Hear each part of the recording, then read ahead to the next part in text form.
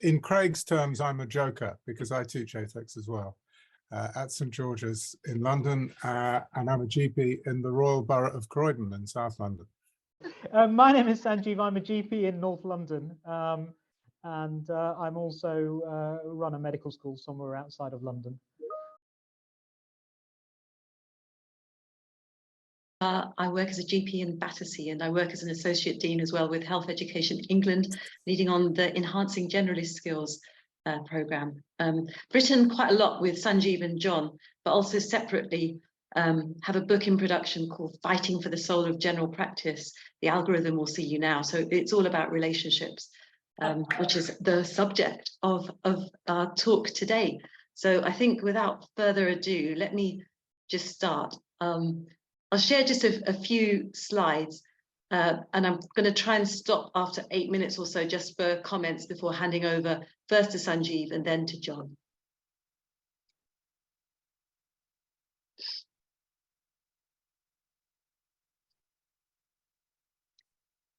Okay, so, as I mentioned, we've written a few articles, so 4 altogether, about relationships and ethics, with a particular focus on relational autonomy. And we've held in these articles that relationships are integral to ethical practice and not distinct from it. And we found that really our education system doesn't capture that at the moment.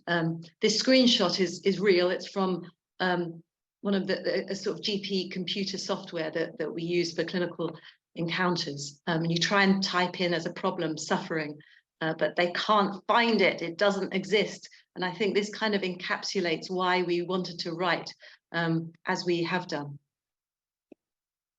So I'll kind of the latest thing we've written is about epistemic injustice, which I'm sure the ethicists particularly are very familiar with.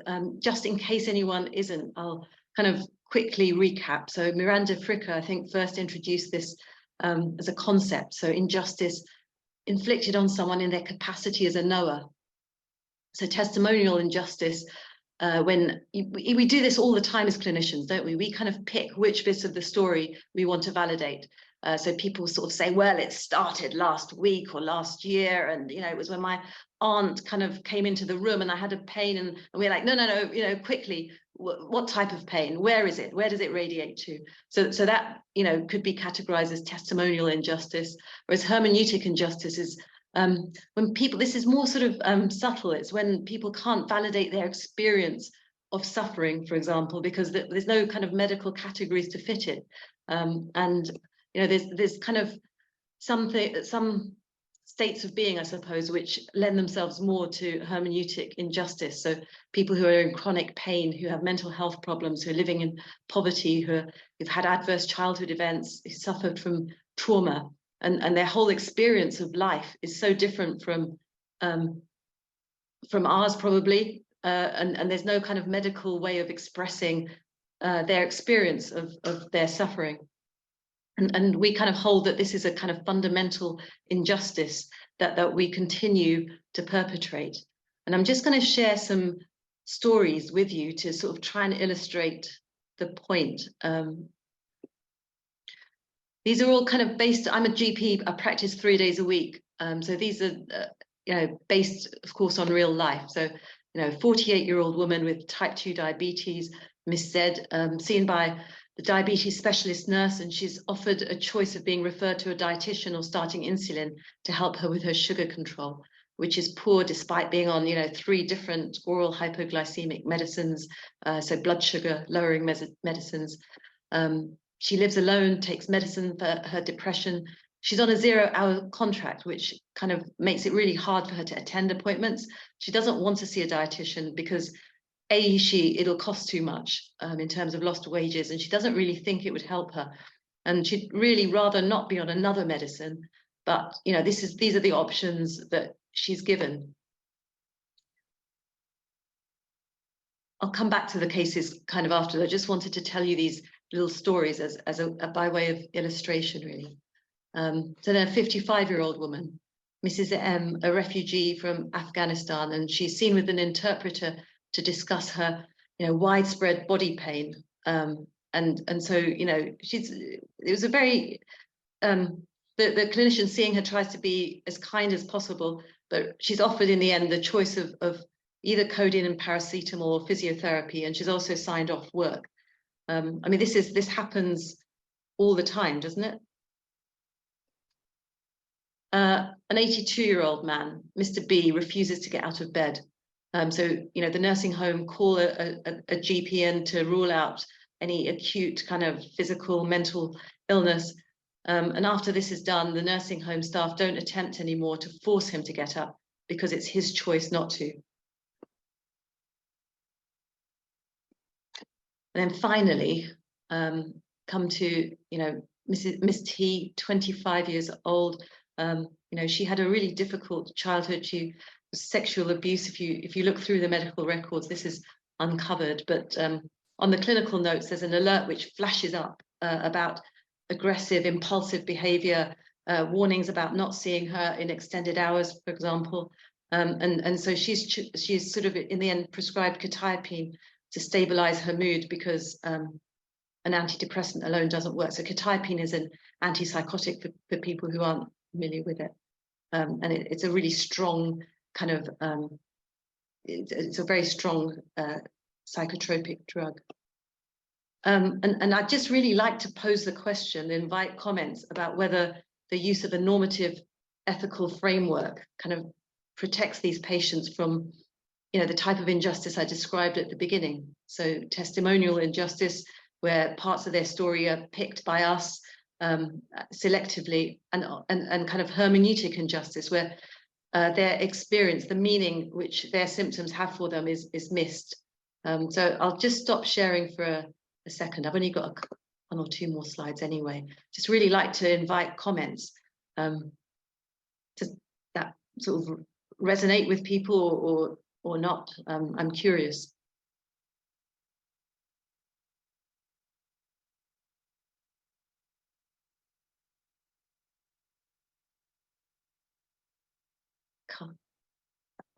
Kathy, I wasn't sure if you were speaking. I couldn't hear. You're on mute, Paul, as well. I was just wondering, in a more simplistic way, how much a lot of that happens purely because of the system not allowing time to listen more deeply? It's so interesting to have people from such different backgrounds, and certainly in the UK, I would strongly say that that's part of it. But I'd also argue that the very way our system is set up kind of wouldn't, even if you had longer, I'm not sure that this is really factored into training. I'm not sure that these concepts are kind of very widely accepted, I suppose. So I'm not sure myself that just having more time would prevent it.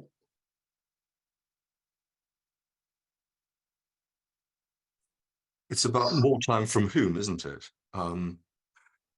And what the GP can do in this situation and where others can help. And I can think of any number of patients that I've seen that fit into those examples you've given, Rupal, and it's fair, absolutely good that you've provided them. And I can think of all the failures as well at the same time. And reflecting back, I do think it's important that we have time. And if we don't have time for whatever reason, that we find time to make time for someone to listen to those people.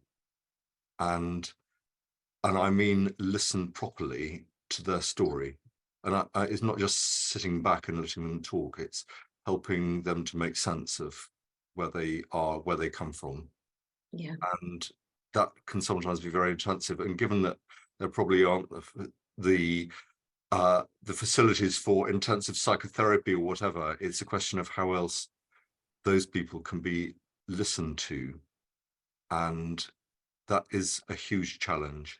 But I think, first of all, it requires us to understand that we're not taking a history, we're meant to be listening to our patients. Couldn't agree more. And, you know, this is why we've written, as we have done, about the relationship being a core part of an ethical practice and not distinct from it, which I think that's the thing that I don't, and I'd really like to hear everyone's views on it, but I don't think that's accepted at the moment. Dave wanted to say something, and then I should really hand over, I'm sure, in terms of time, to Sanjiv. Sorry. Rupal, no, it's so fascinating. I just wanted to pick up on this sort of chronic pain example. As GPs, we see so many patients with, fibromyalgia symptoms and chronic pain, and the pathway is so poor. You sort of, refer to a pain clinic, and they move around different clinics and so on. And a colleague of mine, nearly always there's some horrific sort of background story, isn't there? Like abuse or trauma or whatever. And a very brave colleague of mine just asked them, saying, "No, tell me what happened, basically, to you." And always there was a story of, quite often, some sort of abuse or some life-threatening. And a remarkable number of people with fibromyalgia basically had an experience where they thought they were going to be killed, by someone, or that sort of thing that's triggered it. So, I think, we just gloss over it, don't we? Have some more pregabalin, have some more amitriptyline or whatever. Actually, the root is basically trauma, and and what the chronic pain, it's the validation and having something to cling on to, because they just don't know why am I feeling like this? Why do I have this pain? What is going on? And if you just take the time to explain what has happened, it makes such a difference, just from my experience as well, just with patients. So couldn't agree more. And I think the longer I am a GP, I've been 18 years in the same practice, the worse I feel about this, the worse and worse I feel about the pregabalins I've prescribed, the kind of the codeines, the opioids, all of that kind of accumulate in my conscience, I think, which is why this feels important. I can bring the perspective of a GP who started off as a single-handed practitioner in a rural area in Ireland 34 years ago. And I also have the perspective of one looking from Ireland to Britain and the NHS. So over time, it seems to me that the idea of sitting down and listening to your patients was absolutely the kernel of all my work in those days, and there was time created. But I see my perception of the younger doctors, they have loads of compassion, but it's all gone technical. They feel hugely under time pressure, and they got to justify themselves and get the evidence. And this is very listening to the patient is really a luxury. But they do get it. Comparing sort of semi-rural Ireland with the UK, and especially you who are working in London, it just sounds totally so utterly broken and different. You can't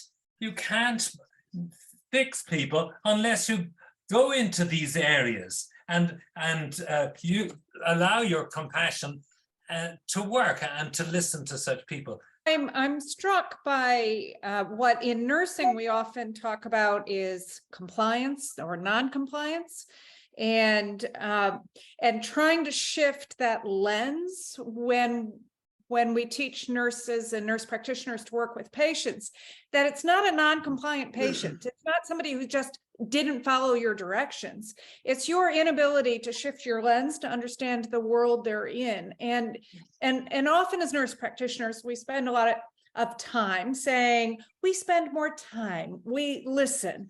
But I think there's a slightly different approach to saying, if I can change my lens of how I see a patient, it doesn't take any more time to question my own assumptions.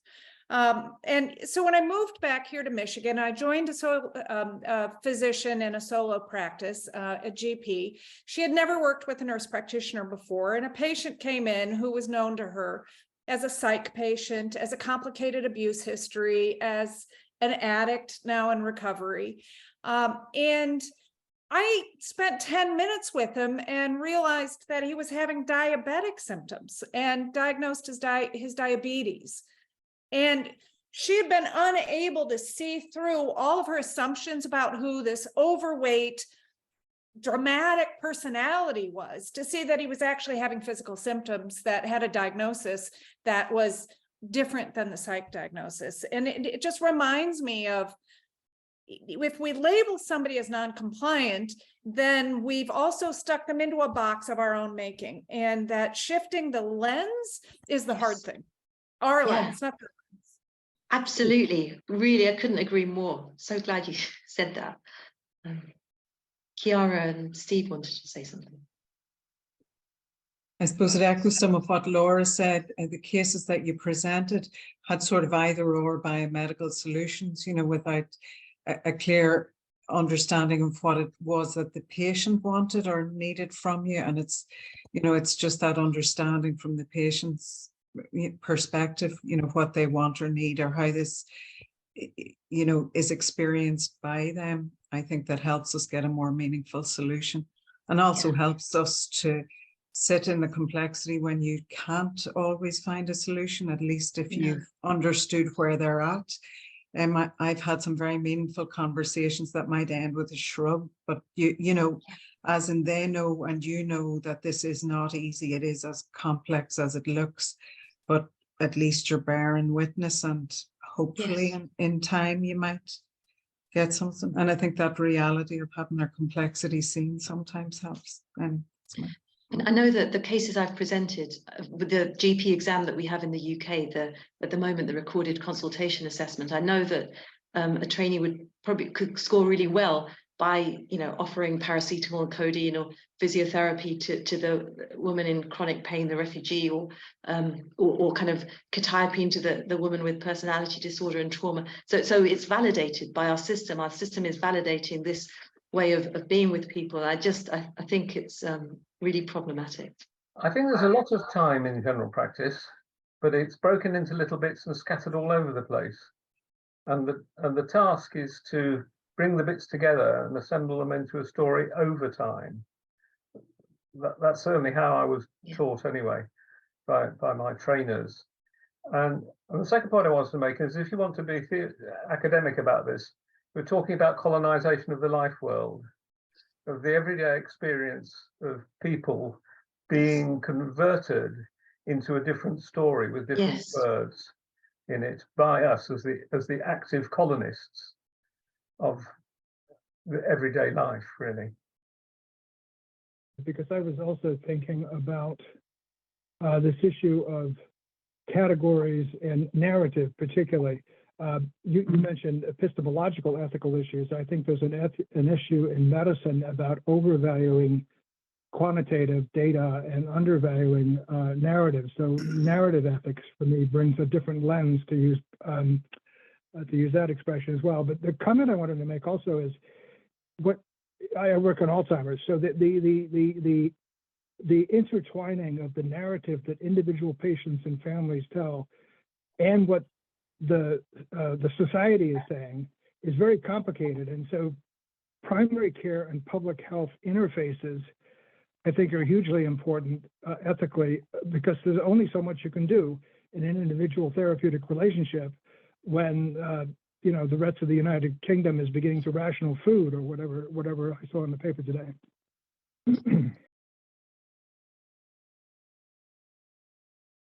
What I want to talk about really is a way of thinking about what Ru has described. And I was following the chat as well as Ru was talking, with a lot of conversation about needing to feel heard, feel valued, the value of relationships. These are very, very powerful words that people are sharing based upon what Ru has said. But what I'd like to draw your attention to is about thinking about complexity science and the value that complexity science has to play in developing a better understanding about human-to-human interactions, whether they be with patients, whether they be with other types of professional, whether they be with staff members, or actually practices as a group, are all potential definitions of what complexity sciences would describe as complex adaptive systems. And really there are two ways of looking at this. One of them is really non-complex systems.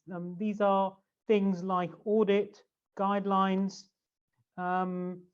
linear ways of thinking about cause and effect, and where I think largely most of us would not see our work as predominantly related to non-complex systems, as I describe it. They're important, they are transactional in the way they manifest themselves, but they largely are not the kinds of things that tackle and deal with the messy, challenging, disruptive, and chaotic situations that sometimes patients, their clinicians, and teams find themselves in.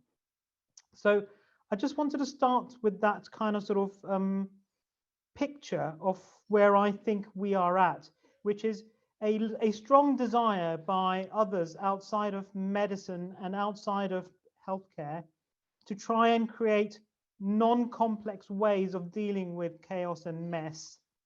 The reality remains, though, that actually a large proportion of our work sits very much on the right-hand side of this slide that you see in front of you.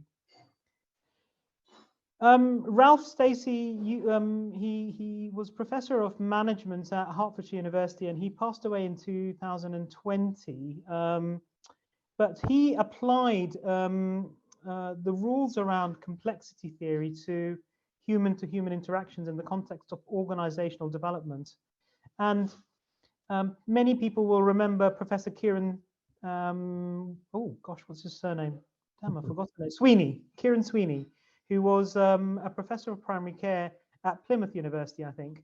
And Kieran took the ideas of Ralph Stacey and applied them to general practice.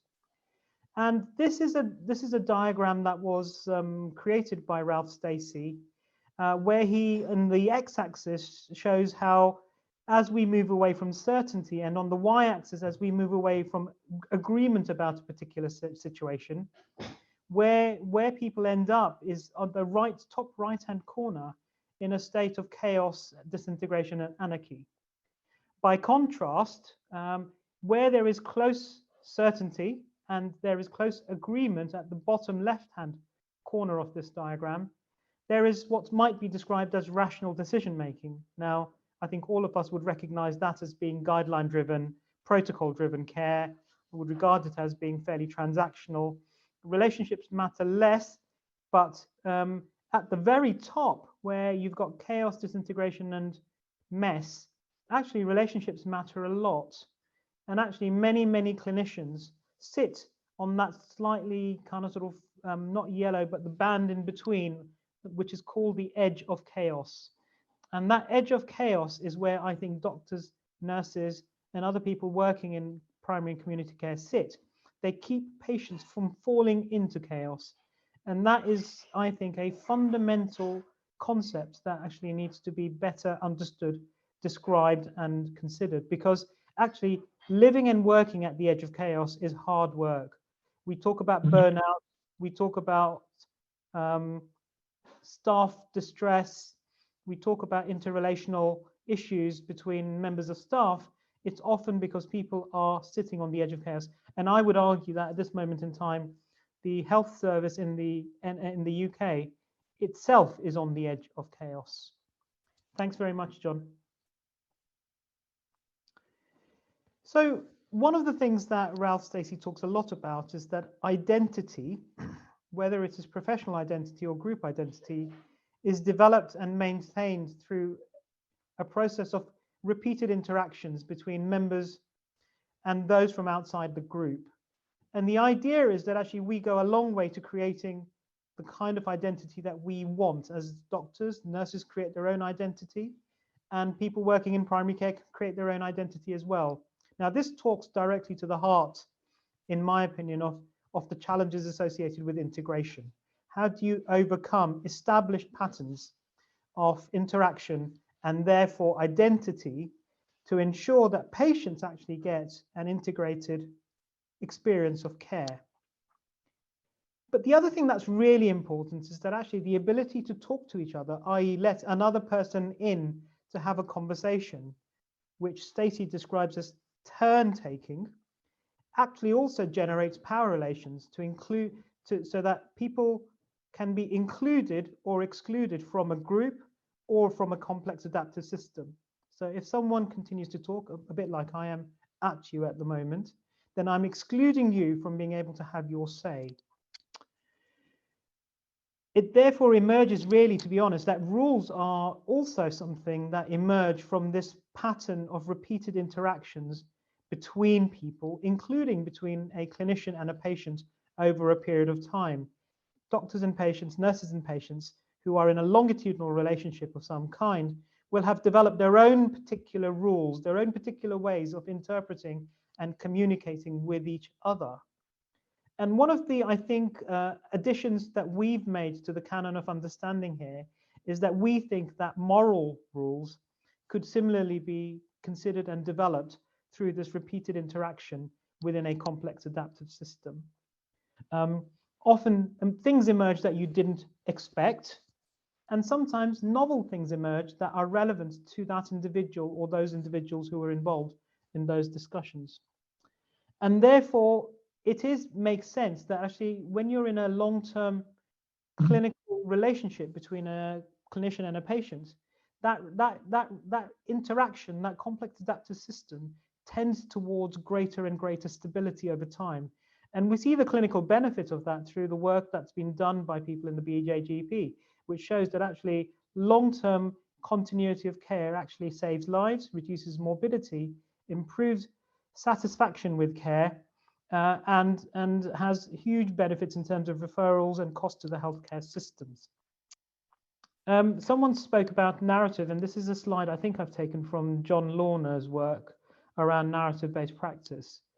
And in reality, whatever anyone else says about human-to-human interactions, ultimately they are going to be a form of shared storytelling. And that storytelling is conducted through the process of dialogue.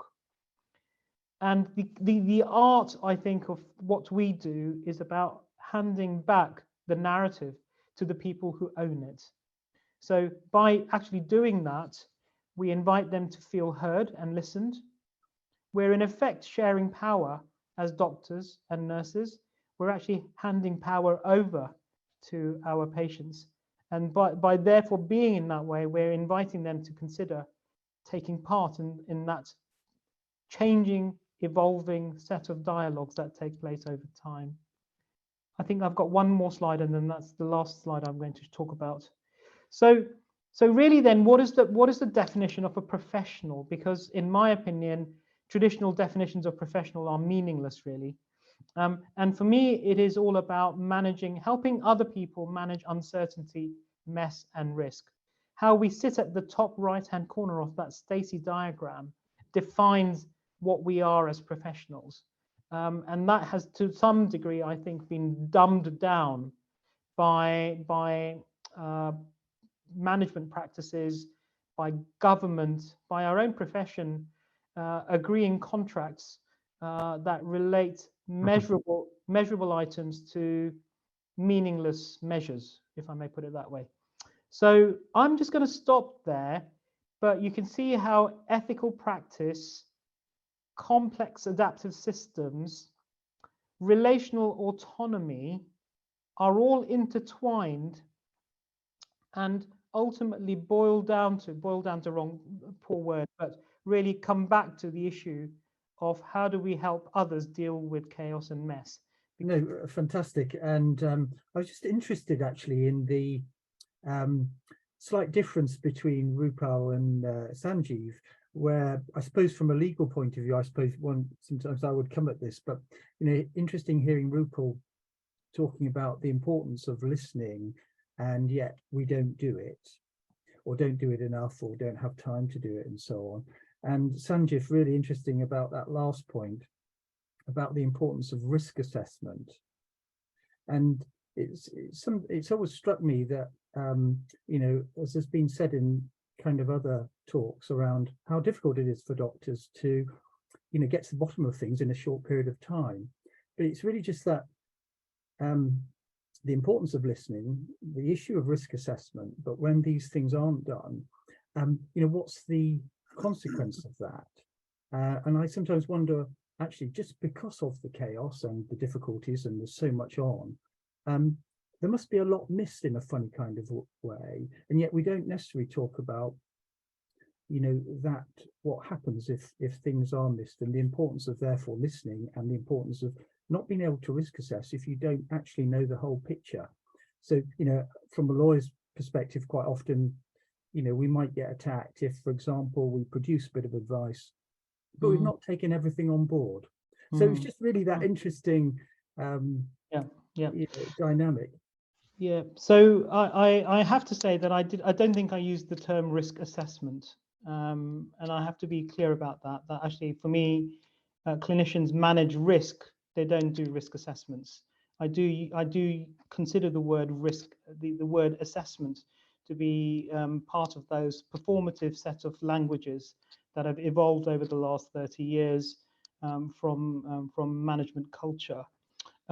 However, I do think we do manage risk, and that we do in the context of a longitudinal relationship with patients by using very sophisticated consultation and listening skills, by seeking to share power in ways that perhaps are traditionally not considered or taught very well, and by taking into account context, so that actually what we're bringing is both people's contexts to a interaction, to the consultation.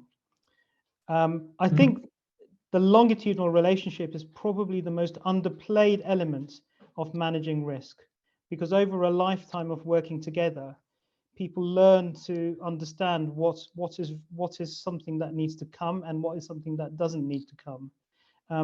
But that isn't about assessment, I have to say. So my apologies for disagreeing slightly, but not being a lawyer, and certainly not someone who undertakes assessment. I do think that actually I would choose to take a different set of languages to apply to the management of uncertainty and risk. David, Chiara. David first. Well, thanks for a fantastic presentation. I mean, I was just going to sort of agree with a couple of points. I mean, first of all, the sort of takeover of the professions, including general practice, of the management class, as it were, which has happened to every profession over the last sort of couple of decades, to its detriment. And I think, I don't know, there's obviously the golden age of general practice maybe was like in the 70s and 80s, when basically GPs could sort of be GPs and do what they thought was the right thing as a professional. But with the management class takeover, which has reached sort of absolutely stratospheric proportions with the current contracts and things like that, there's this fundamental clash, because they have no idea what GPs actually do and the risks they take. I mean, at the moment, I don't know about the rest of you seeing patients, I mean, it feels a highly, highly risky environment to be a GP, really risky. You're constantly worried about, emails, something's gone wrong and stuff like that. So I don't know what can be done about whether there can be a pushback against this management. I mean, it just seems to be proliferating more and more in terms of pushback against the management culture that sort of happened to everywhere, really. Thank you, Dave. I mean, I think one of the comments I would make is that actually, I don't think there's ever been a golden age of general practice. I think we need to kind of sort of get over the mythology on this one, really, to be honest. What I would say is that actually the intrusion of management culture has made it harder for us to do our jobs. At the same time, paradoxically, there are some technologies that actually have the potential to really be helpful. So we have to remain open-minded to the idea that actually there are things that come our way that have the potential to help us in certain circumstances for certain things. But the idea that you can apply a blanket approach to a set of situations or a set of relationships is where I think the helpfulness becomes really unhelpful. So for me, the good example is the idea that you give everyone a PHQ-9 form, get them to fill it in, and that they therefore, they're either mildly, moderately, or severely depressed, without taking into account the consequences of what is going on in the context of someone's life, is probably, for me, the fundamental example of where it is not helpful to have a universally applied tool that otherwise potentially in certain circumstances might have been helpful. And similarly, one could argue that there are opportunities around coming down the pathway with genomics, AI, and various other technologies that could potentially be incredibly helpful in certain circumstances that take into account the context and the relationship within which those tools are deployed. But actually, this is about respecting the importance of the relationship, the continuity, the specific contexts of patients and their clinicians when deploying those tools so that they are maximally beneficial rather than become a disruptive, useless barrier. Welcome, Paquita. We're talking about how doctors, GPs can help people deal with mess and chaos and what is missed through lack of listening and the need for continuity of care and themes that you will be extremely familiar with. But Chiara, I noticed your hand's gone down. Did you want to say something? You'll have to unmute. Oh, sorry, I just wanted to echo the importance of the longitudinal relationship and my concern particularly with, the management style that suggests that another doctor or units of doctor are equivalent to the individual doctor and the relationship. And, my concern is the deconstruction of the longitudinal relationship. And, we'll only see the effects of it in time, but I think those articles in the BJGP, particularly the Norwegian retrospective study that showed a 25% decrease in mortality with a longitudinal relationship, we're undoing all of that value at this point in time when we behave as though doctors are interchangeable. Laura. I'm not quite sure how to put this into a question, but I'm really struck by the conversation about the intrusion of and takeover by management culture. And my own career has straddled both of those types of learnings, both in general practice, which I agree is about managing chaos, and management culture as a way of trying to be more effective and more efficient, but that does overlap with quality of care, and particularly in the UK, the movement towards putting the purse strings in GPs' hands and centering care. There's a power dynamic there that I perceived as a good sign that finally general practice is able to manage all the different aspects of what should be happening for care to be integrated, for care to be better quality, for care to be coordinated, that maybe the right people are holding all the different pieces and parts and able to manage that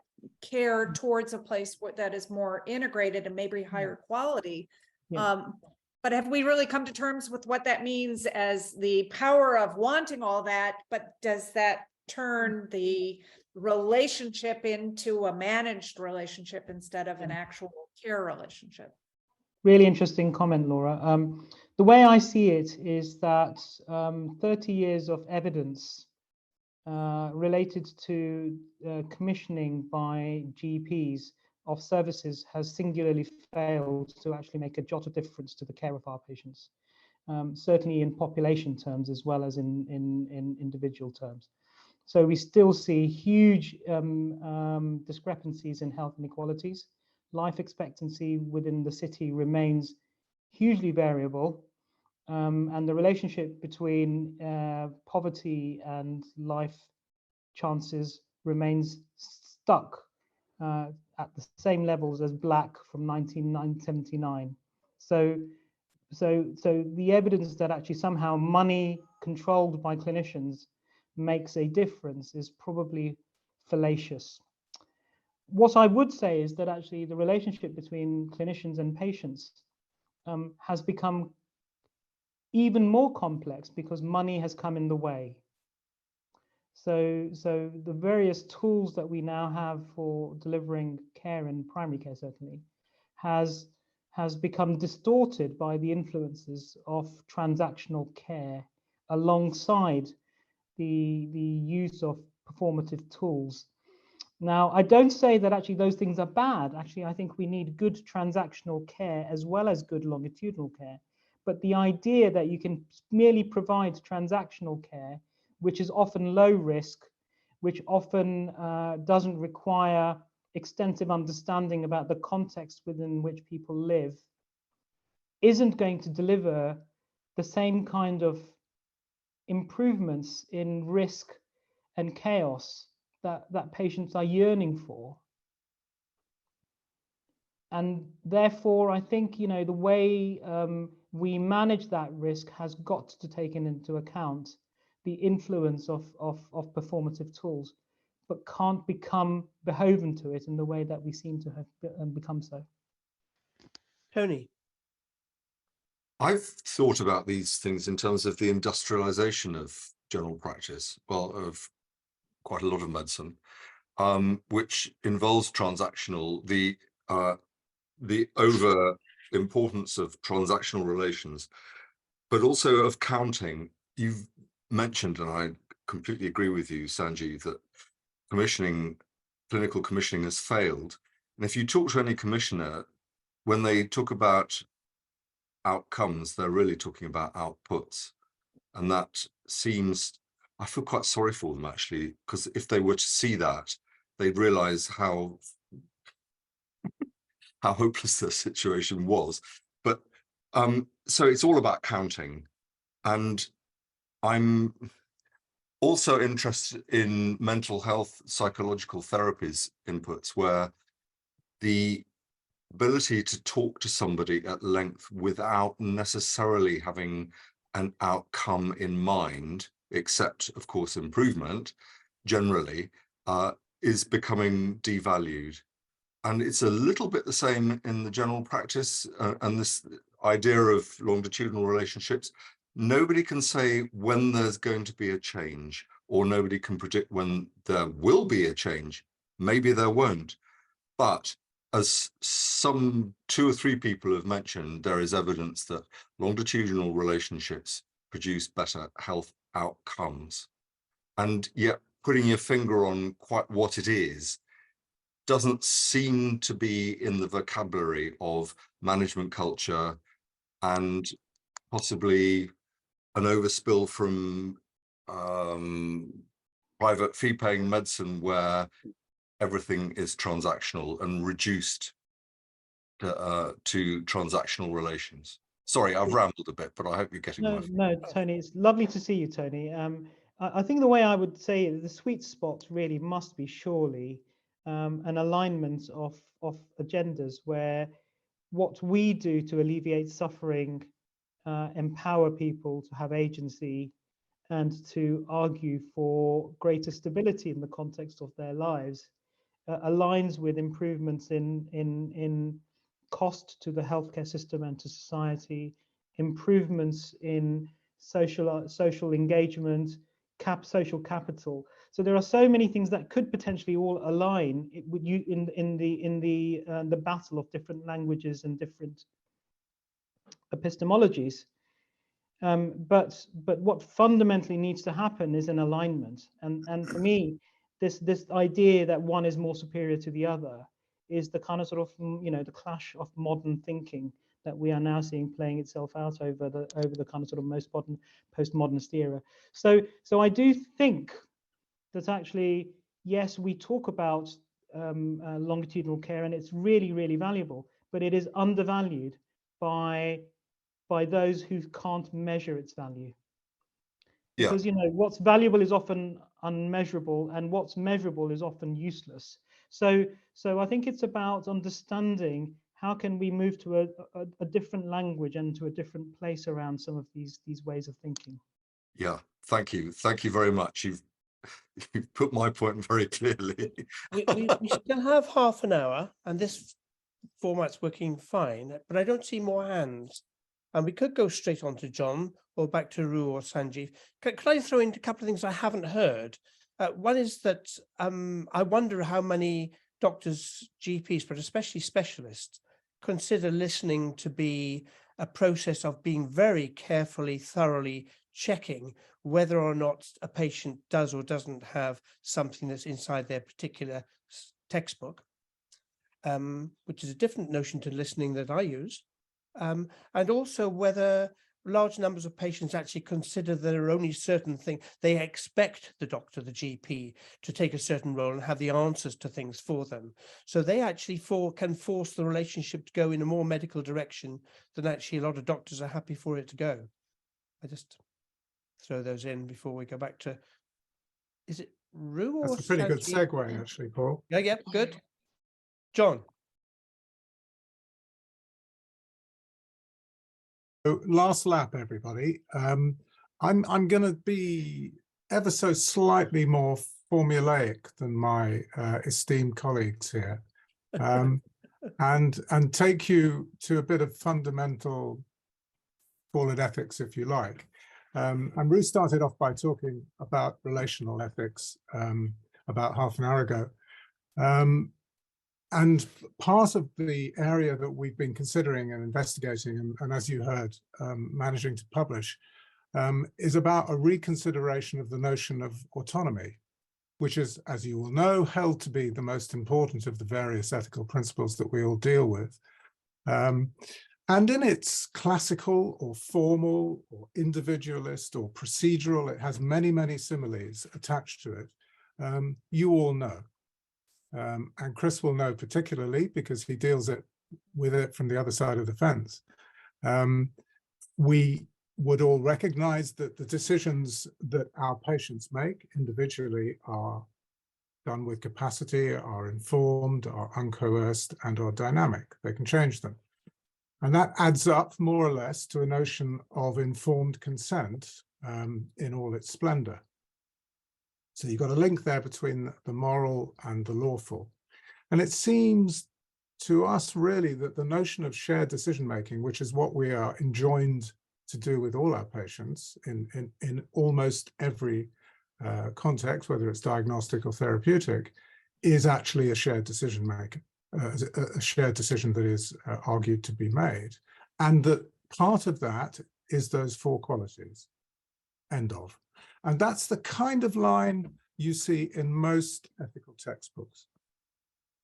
However, the notion of relational autonomy, which comes from various new philosophies, which I'll get onto in a minute, kind of does challenge it. So on the bottom right there, two pediatricians, Canadian pediatricians, wrote a very nice article a couple of years ago in which they drew a distinction between what they called the in-control agent, who, if you like, is our classical autonomous decision maker, and the relational agent, who implicitly accepts all this interconnectedness that we've been edging around in this discussion so far, and that patients and relatives, their healthcare professionals, are all interconnected in some kind of way. But if you like, that's one of our propositions.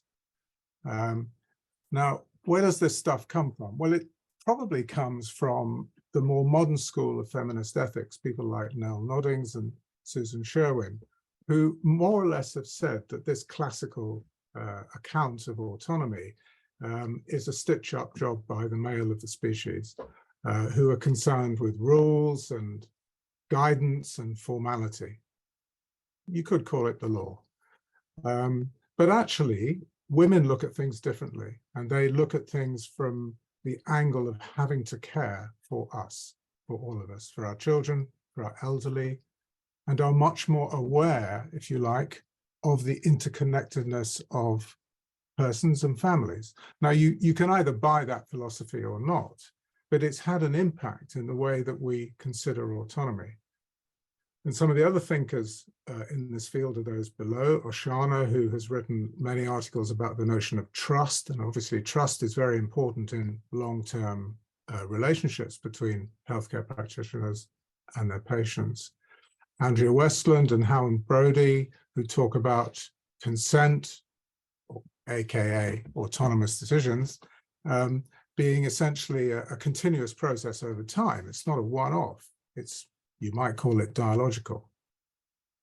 And then people like Nathalie Stoliar, most of these people are Canadians for some reason, I'm not entirely sure why that is, who draws our attention to the fact that decisions are not made in isolation. They are made in a social context.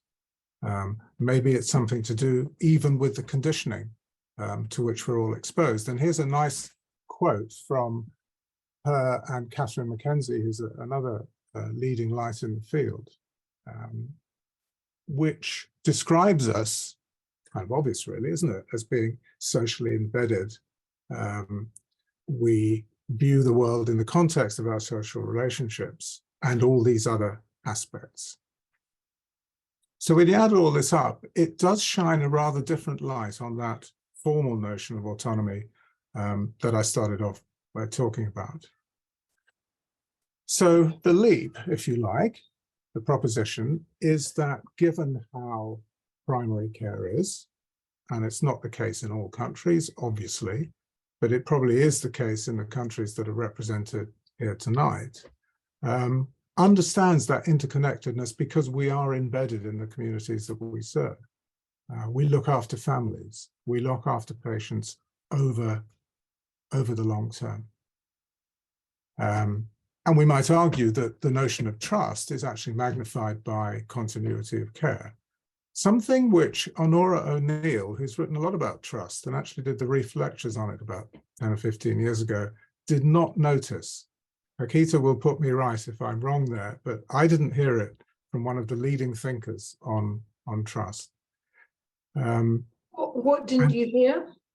I never heard Honora O'Neill recognize continuity of care as being an exemplar of trust.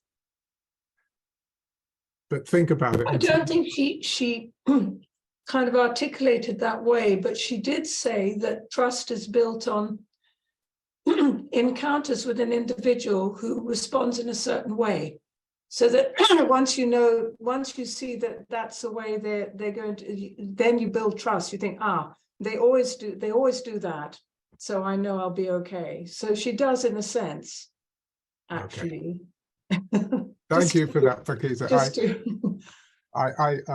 I missed that clearly in my reading of her account, but there you go. So yes, and we're in the business of repeated encounters over time, as I think somebody said earlier, maybe it was Steve. There are little bits of time allocated within a continuous relationship that actually add up to quite a bit over time. What's all this got to do with our previous discussions in COIN, I hear you ask? Well, you could argue that this relational view of autonomous decision-making has a lot to do with the compassionate view of the patient that we should be, or could and should be exercising. And you've heard something about that already tonight. Remember the other descriptors of primary care, an idealized notion of which maybe we could all agree. We've identified continuity and trust. We've identified being nested in the community. We are also first access. We look after families and we deal in complex adaptive systems, as Sanjiv has said. We also maybe are little public health doctors. We deal with populations, our own registered population. Now, there's an awfully large scholarship on the difference between individual consent as representing autonomous decision-making and what a public health practitioner would apply, who is dealing with populations and is much more used to applying the principle of utility. And clearly, notions of consent with populations are almost impossible to engage with. Although this was a very sharp manifestation when our liberties were all constrained during the COVID pandemic in the last couple of years. It all came to a head. And then I just was looking through the notes of the last couple of COIN meetings when the speakers who were presenting various work on end of life and other things, one would argue that there's a natural fit between relational autonomy or this conception of relational autonomy and the way those speakers have demonstrated working with their particular groups of patients. So in summary, we think there's something to be explored here that takes us away from historical notions of how autonomous decisions are expressed, particularly with a view to the way it functions in primary care. Now, that it could be held to be legally challenging in Western jurisdictions, and it could be held to be a rather novel view, but it's one that we'd be very interested to hear your views about. So thank you.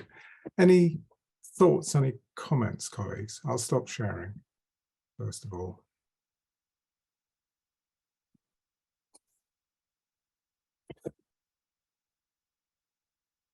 You're on mute, Paul. Hands, any hands?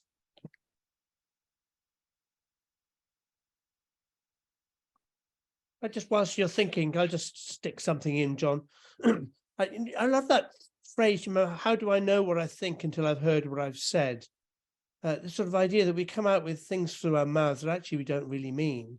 But when you get into a real life situation, let's say like you're about to die or you're in a car accident, suddenly you do find out what you want and mean. And if a GP is meant to do a little bit of everything, a little bit of public health, a little bit of training, a little bit of education, a little bit of absolutely everything and its integration of everything, which must, like I think they do in China, put it at the top of the, rather than the bottom of the hierarchy of importance. Maybe part of this is also to help people to reflect on their experience and go and experience. That was too long a sentence. I do apologize, but I was filling in time. Okay, Paul, I'll come back to you on that. Elaine, go ahead. Thanks for a really interesting talk. In addition to what you said about the critique of the concept of informed consent, it's also a very Western concept, and it's been criticized for that. I think some Eastern definitions of autonomy, I recall, were reaching decisions in harmonious cooperation with others. And maybe that also affects the expectation patients from different cultures have about how they will reach decisions. They expect, for example, their families to be involved.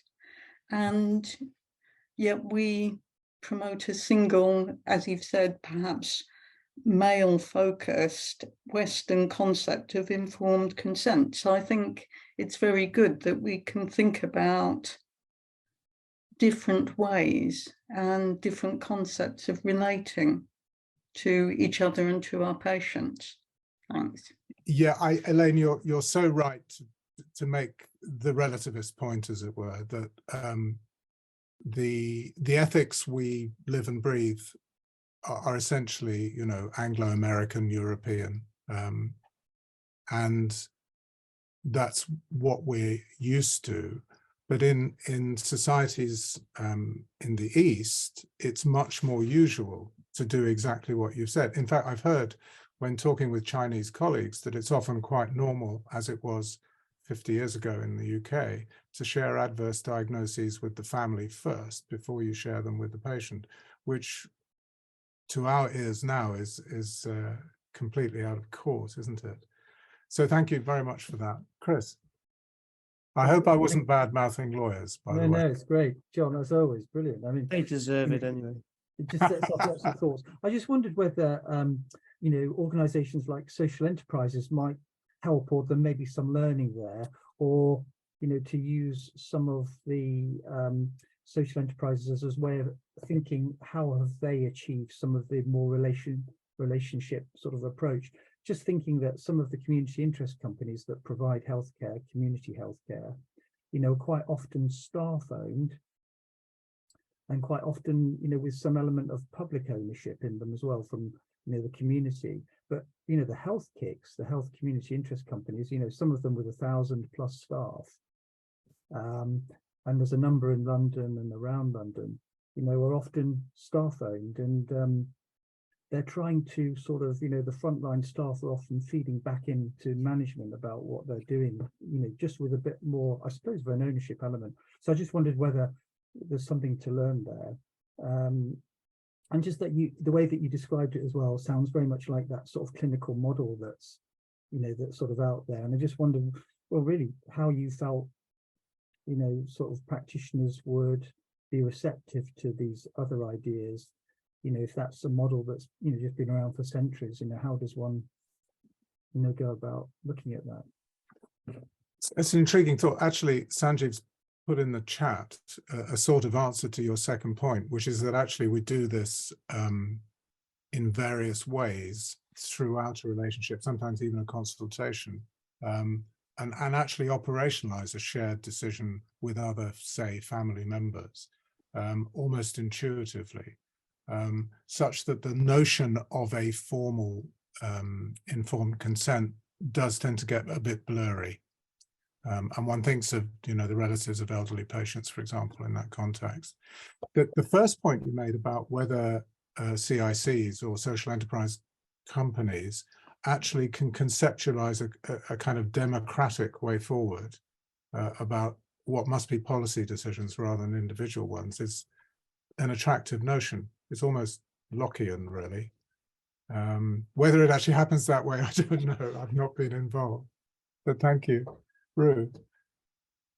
Just wanted to kind of highlight the link between what you were saying, John, and the cases that I described in the first part of the talk, because we would propose that conceptualizing autonomy in the way that it has been actually feeds into epistemic injustice, because of course you can say, well, it was their choice, it was Mr. B's choice to stay in bed, it was Miss Z's choice to have paracetamol, codeine, whatever it is, and actually, of course it's not, and it's a nonsense to say that.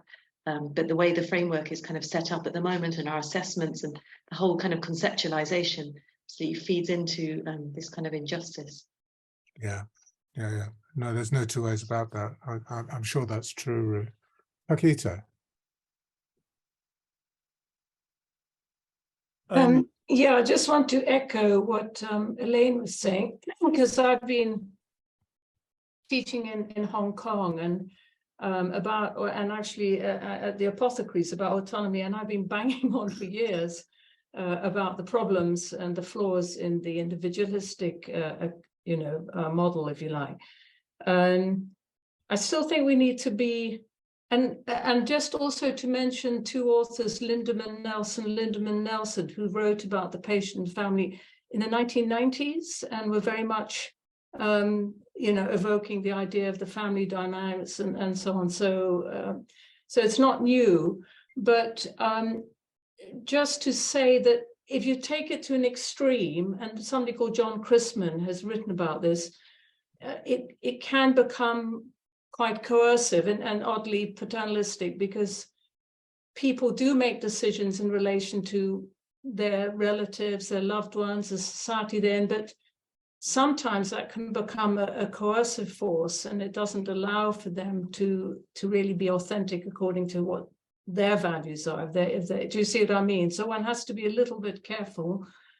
The other thing I just wanted to ask, because Sanjiv was saying how AI and technology will be so wonderful, and I again just want to ask, well, what are these benefits? How do they impinge on relational care?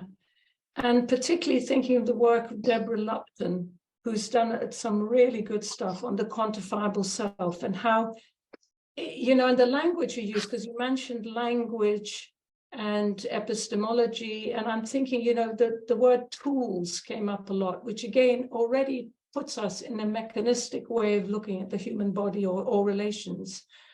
And she talks about the quantified self and how it tends to mean that then people see themselves in numbers, very crudely. I mean, obviously there's much more to it. And, a lot of these technologies measuring that you'd become oddly disembodied. You're hyper aware of what's going on in your body, and yet you're not listening to what your body itself is telling you. You're just looking at the Apple Watch or or what's on the telemedicine screen. And there's an odd abstraction that goes on, which I think is potentially quite dangerous, actually. And again, the sort of dehumanizing. Yeah, we've just created a workshop of the human dimension of technology. So it kind of answers or tries to answer some of the questions that Paquita's just posed to us. I think Eric Topol writes about this very well, doesn't he, in Deep Medicine. And in a way, if you can allow technology to do the transactional, because we do, I suppose with a biomedical hat on, you do need some of the data, don't you? You need to understand the statistics, the kind of positive predictive value of information which your Apple Watch gives you, for example. So if you allow the technology to do what it's good at, which is data, then perhaps human beings can be freed up to kind of listen authentically, to form relationships, to kind of be human, I suppose, which is where otherwise, if we don't do that, then there won't be any point to us, and you may as well just hand over to the algorithm. Just to draw your attention to Kathy's reflection that actually from the relativistic angle, this is something which some primary care teams in Australia who are dealing with indigenous populations actually are well used to. I hope I'm not putting words in your mouth there, Kathy. Keita, thank you very much for picking me up on the use of the word tool. I totally concur with you. It's dehumanizing and actually minimizes the relevance of the conversations that take place between human beings. I think what I was really referring to was the kind of nirvana where technology is an aid rather than the driver for discussions. And I can anticipate that there may very well be times when instead of trying to rely upon purely on one's clinical acumen, in inverted commas, that technology offers ways of thinking about the interaction that are actually helpful rather than diminishing. So it's really about seeing technologies of different kinds as being supportive rather than diminishing, and how we integrate those into clinical practice will, I think, be the key to success. But we're, I think, a long way off that. And I think that's why we need a vigorous and vibrant research paradigm that looks at this very carefully to ensure that the primacy of human interactions isn't subjugated to technology in the way that unfortunately we've seen some terrible examples of over the last 30 years. So my apologies that I didn't make that clear, but that's kind of what I was referring to. And that actually we shouldn't close our minds, I think, to the potential that exists. We have 5 minutes only left. Louise has managed to join us, having put her kids to bed. Welcome. Laura's had to go or going soon. Is there, before John, Rue and Sanjiv tidy things up, is there anything that hasn't been said that people want to say? That Francesca, you've been very quiet. Louise. Yeah, could I just say a little something? Just that it's really lovely to be here.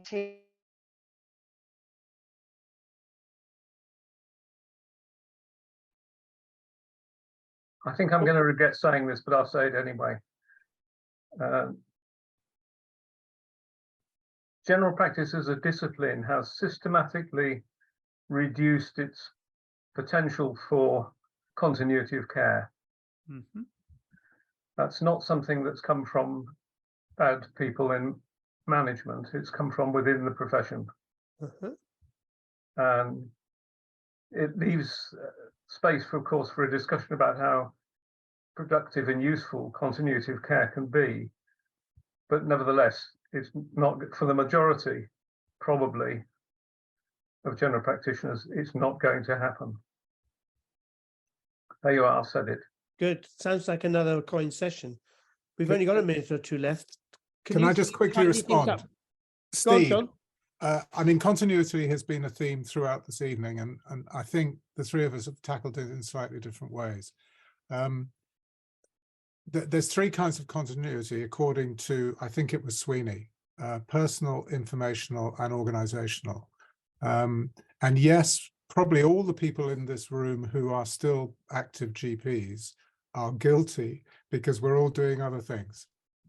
And for all sorts of reasons, yes, the profession has been partially responsible for it, but if you like, the encouragement to restore continuity has been completely absent from above. And I think, you know, we have to take your comment on the chin for all sorts of reasons, but acknowledge that there are different ways of actually operationalizing continuity. And maybe we're talking about a particular subgroup of patients, because there's certainly a subgroup who just want a transactional quick encounter to sort out, as somebody said, a big toe problem in the chat. But there are other groups of patients which we've been talking about in more depth tonight who clearly do need or could benefit from continuity of care. I mean, it could be with teams, couldn't it, John? In the sort of new integrated world, it could be with a kind of particular set of clinicians, you know, a pharmacist, a nurse, a GP, but the kind of same few clinicians to be seen. Which is what they call organizational continuity in some ways. Paul, it's 9:30, so I feel that all of us need to just shut up, don't we? Or I think I almost feel as we should see this as the opening gambit of a really huge and important conversation, because it's been pretty big and important, and we've covered so many paradigm issues that haven't been really put into. What is the theory, the 21st century theory of generalism, in any case, a health giver rather than disease diagnoser? You know, interesting stuff. We now close, and then we have 15 minutes of the organizing people. Some of them can't be here for various reasons, I think, gadding around in foreign parts. Anyone wants to hang around, you're very welcome. It's a feedback, it's sort of feedback, close down 15 minutes when we sort of try and work out what the lessons are for the next steps. We've decided not to hold a meeting in end of March, early April, because it's too close to today's meeting and it hits into Easter. So after this meeting, we will arrange a meeting in May, and as we always do, we try to make the ongoing meetings continue something of the themes that are emerging.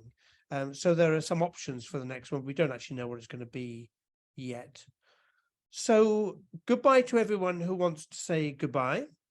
Hello to everyone who wants to hang around for the 15 minutes, work out what the hell it was we were talking about in the last couple of hours, and congratulate people on actually being able to get somewhere that sounded like a full stop. And yeah, love you all. Happy Easter, actually. Yeah. Bye.